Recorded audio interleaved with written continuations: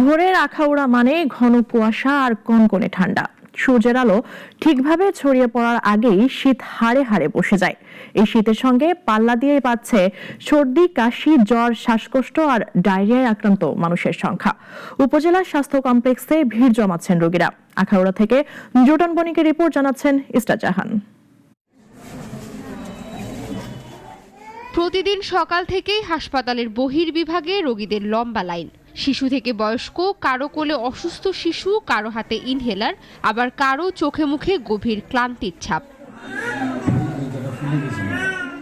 এমনটাই চিত্র আখাউড়া উপজেলা স্বাস্থ্য কমপ্লেক্সের। চিকিৎসকের কক্ষে ঢোকার অপেক্ষায় কেউ চুপচাপ বসে আছেন, কেউ বা শীতের কাপড়ে সামলাতে সামলাতে নিজের অসুস্থতার কথা জানাচ্ছেন।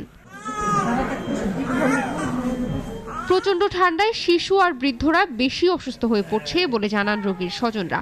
অভিযোগ জানান স্বাস্থ্য কমপ্লেক্সের অস্বাস্থ্যকর পরিবেশ নিয়েও। ওয়াশরুমগুলোর অবস্থা অত্যন্ত খারাপ। ডিসেন্ট্রি নিয়ে আসছি, এখন মনে হচ্ছে আমাদেরও ডিসেন্ট্রি হবে ওয়াশরুমে যাওয়ার কারণে।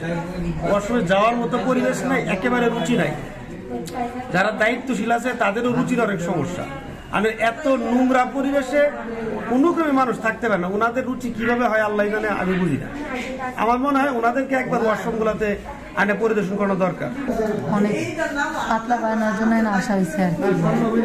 বাবুর এখন একটু উন্নত হইতেছে, কিন্তু এখানের অবস্থা খুবই খারাপ। সুস্থ মানুষ হয়ে মনে করেন একটু অসুস্থ হওয়ার মতো অবস্থা, এখানে এরকম পরিস্থিতি। স্বাস্থ্য কমপ্লেক্স সূত্র জানায় বর্তমানে শীতজনিত রোগের মধ্যে নিউমোনিয়া, ঠান্ডাজনিত জ্বর, সর্দি, কাশি ও অ্যাজমায় আক্রান্ত রোগীর সংখ্যাই বেশি। প্রতিদিন গড়ে প্রায় 350 রোগী এখানে চিকিৎসা নিচ্ছে বলে জানান মেডিকেল অফিসার। শীতকালীন ঠান্ডাজনিত নিউমোনিয়া বা শ্বাসকষ্ট, জ্বর এসব জনিত আসছে। আর পাশাপাশি পাতলা পায়খানা, পাশাপাশি বয়স্ক যারা 50-60 ঊর্ধ্ব, ওনাদের মধ্যেও শ্বাসকষ্টের রোগ বেড়ে গেছে। আর তো পরামর্শ থাকবে বাইরে বের হলে মাস্ক ব্যবহার করা এবং ঠান্ডা এড়িয়ে চলা। কুয়াশা ঘেরা আখাউড়া প্রাকৃতিক সৌন্দর্যের সাথে বয়ে এনেছে নীরব অসুখের বার্তা।